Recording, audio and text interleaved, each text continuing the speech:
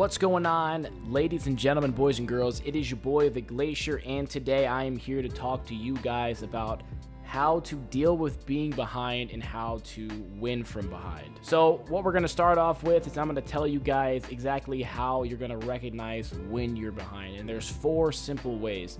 The first one being that you're under-leveled. Second being that the opponent has an item advantage, meaning he has stronger items than you, he has more items than you, etc. You've been solo killed either by a jungler or your lane opponent, or it's just a bad matchup. You know, sometimes you're going to be up in the top lane or in the mid lane or whatever lane you're playing, and you're just going to have a super difficult matchup, an unfavorable matchup. Now, if any of these 4 circumstances occur, what you're going to want to do is the next 3 following things I'm about to say. The first thing is going to be focusing on managing the minion wave. Now, I see all the time elos from probably bronze 5 all the way up to mid diamond level.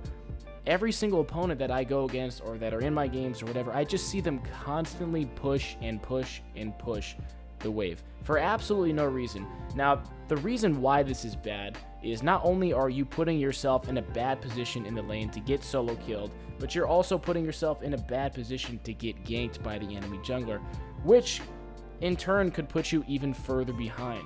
It is very important that you teach yourself or learn on a YouTube video somewhere how to freeze the minion wave whenever your opponent decides to go drop a ward, or whenever your opponent decides to leave the lane. You need to make sure that the minion wave is in your favor. Keep it frozen with the 4-caster minion strategy. This way you can't be ganked, and the only way for your opponent to kill you is for you to seriously mess up or them to tower dive you. So remember, do not, by any circumstances, continue to push the wave unless your opponent has recalled. The next thing I want to talk about is don't worry about farming, only about experience. Now, this is something that is definitely controversial. A lot of people think that they need to be getting the farm, they need to begin this gold so that they can stay relevant, but that's just not the truth behind it. Sometimes, for example, when I play Garen in the top lane and I go against a Pantheon or a Teemo, you know, clearly those are insanely difficult lanes. Now, every single time I go up for a CS or a last hit, I'm gonna take a lot of damage for it. I'm gonna get smacked in the face for it. So what you need to understand is that you can always figure out a way to get yourself back in the game gold wise. Like, you may fall behind, you know, 800 gold, 1,000 gold, whatever. Things happen like that. But one thing you will not be able to get back is if your opponent ends up getting to level 18 while you're still level 11 or 12. So that's why it is insanely important to make sure that you are staying in experience range, and honestly, just let your opponent push you under tower. This goes back to my first point I was talking about. If you can focus on managing the wave, you can freeze the wave, you're going to be able to get better last hits. If you can force your opponent to push you under the tower, then you're going to be able to get that gold and you're going to be perfectly fine. It's going to be really, really good, especially if your opponent is not freezing on you. Then you're never going to have to worry about farming or experience. Now, the next thing I want to talk about is itemizing perfectly against your opponent. Now, I think personally this is probably the most important thing, and it's the most overlooked thing by far. Itemization, situational itemization, it's very logical, yet a lot of people just don't do it for some reason. I see all the time, you know, you guys know exactly what I'm talking about. You have a guy that's mid lane that's 0-4. He's going against the Zed, and he's LeBlanc, and he's not building a Zhonya's Hourglass, right? He's 0-4. He's rushing a Rabadon's Death Cap first item. Now, I don't know what that LeBlanc is thinking, but I'm here to tell you that is absolutely horrible. You need to itemize perfectly against your opponent. Now, what that means is the first item, maybe even the first 2 items, need to be something that is going to help you survive and maybe even kill your opponent. It's not just all about building damage, you know, building infinity edges, static shivs, and all that stuff. It's about being able to go toe-to-toe with them so that if they make a mistake, you can pounce on them, outplay them, and maybe even get the kill. So if you ever start to even slightly fall behind, you need to consider itemizing perfectly against your opponent. If you're dealing with someone that has insanely heavy auto attacks, consider building something to mitigate that damage, like a pair of ninja tabbies, for example. You can always get into your build as long as you build 1 or 2 items to help you survive the lane. Okay guys, so for the rest of the video, I want to show you a few examples of how I used these simple tips that I showed you in the video to come back, not only win the lane, but even win the game. So we're starting it off here with the first example. You can see I get shit on, absolutely dumpstered by the Tristana. So what I decided to do is I decided to back off and play pretty damn safe. Now I know I can still easily kill the Tristana, so I decided to build another longsword, which normally I would not recommend, but I am using minion wave management to play super safe. I'm staying within experience range as much as I can, and I'm letting her just push the wave as she is. So you can see here in this clip, I'm just respecting the fact that she can do a ton of damage to me. So we're going to have to miss some CS every now and then. But you can see my overall body language has changed. I have identified that I am behind. I now respect the hell out of the Tristana, even though most likely I could probably easily kill her. I'm respecting the fact that she's ahead of me, and we're waiting to hit our item power spikes. We're waiting for the right moment to pounce. So again, look right off the bat. Look what she's doing. She's just immediately autoing the wave. This is me asking for some help for the jungler, but she just will not stop pushing the wave with her auto attacks. Now, it's Tristana, so no matter what she does, she's gonna, with her last hit, she's gonna push into you. But you can see, look, I'm sitting in the brush. I'm staying within experience range. I'm not being too greedy and going for creeps, and we're just waiting it out. Okay, so now what has happened here is I decided to go back and grab myself a pair of Ninja Tabbies. Now, the Ninja Tabbies here against Tristana are working phenomenally. It's helping mitigate a lot of that auto attack damage. You can see, I know for a fact I can kill her. Because I bought these Ninja Tabbies, I'm able to go toe-to-toe with her just like that.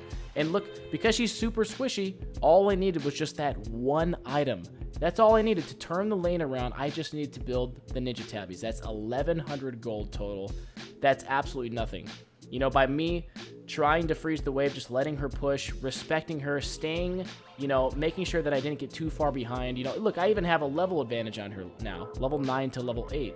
I respected the fact that she was stronger than me. I just sat back, let her push, and that, I mean, that's pretty much it. And just to prove the point here, I'm going to show you that I actually did end up coming back and winning the game. So the next items I decided to build here, again, against the Tristana, was a Youmuu's Ghostblade. Because she has so much mobility, I needed to be able to stay on top of her if I was going to go for kills. I also ended up getting a Thornmail just to put the cherry on top. And then as you can see right here, we end up winning the game, just like that. So in this clip, I just want to show you that Renekton ends up outplaying me, and I end up falling behind. He's level 6. He busts his flash out for a kill, and he has actually a significant CS lead on me, 11 CS ahead of me. So I'm going to show you what I end up doing to come back from this huge deficit. Now, pretty much all four things are met right here. You know, I'm under leveled, the opponent has an item advantage. I've been solo killed, and it's a horrible matchup for me. Renekton absolutely dominates Garen in this matchup. So let me show you what I do. So what I decided to do against Renekton is, again, my body language has changed. Now that I've recognized all this stuff, we're just going to let him push the wave into us. We're going to sit within experience range, and we're just going to wait for things to happen. Now, I did end up getting a cloth armor so I could just tank a little bit of his damage. I go for a little bit of trade there, and again, look, he decides to make a huge mistake and run through all my creeps, and I end up winning that trade because I'm respecting the fact that he's ahead of me. We get his ultimate, we back out. It's as simple as that. Me having that cloth armor, that one little item, me respecting the fact that he's ahead of me, we're killing it. And now I'm pretty sure I end up killing him right here because, again, he gets too cocky, he makes a mistake, and there we go. Look at that. We're right back into the lane phase, throwing a little bit of BM in there. I'm not going to lie, I was a little salty that he was just so far ahead of me because, look, it's 13 minutes in, and this guy was just absolutely dumpstering me the whole time. It was very frustrating, but you know, if you follow the tips, you focus on managing the wave, don't worry about farming, only experience, and itemize perfectly against your opponent, you're going to have great results. Now, I want to show you this clip. So against Renekton, the itemization I decided to go was, he decided to go very, very tanky, so I decided to go Black Cleaver into Mortal Reminder, just to make sure that I could 1v1 him at all times. And as you can see, look, I'm only 3-3, and this is me backdooring and winning the game here. This is just, again, to prove a point, you know, the things that I talked about in this video, if you do it consistently every single game is winnable. You just got to be patient, and you got to follow the rules. Look at that. We won the game, me backdooring, me pretty much putting the team on my back from being 0-1 in lane against one of my biggest counters in the lane phase. Alright guys, that is going to be the end of the video for today. I really hope you guys learned something. I know these tips may not seem to be anything secret or anything complicated, but I'm telling you right now, these are the things that I consistently do in all the way from Diamond Elo all the way down to whatever low Elo I'm currently playing in. And it works. It really does. It's just patience pays off. Focus on managing the wave. Don't worry about farming. Only about the experience, and itemize perfectly against your opponent. If you do these 3 things, when you recognize that you're behind, you're going to come back no problem and win every game. So do me a favor and hit that like button and click that subscribe button if you are not subbed already. I'm also going to be streaming on YouTube Monday through Friday and every Sunday as well. I'm going to be starting around 12 o'clock Central Standard Time in North America, so make sure you guys come and check it out. Come say what's up. Thanks for watching, guys. Peace.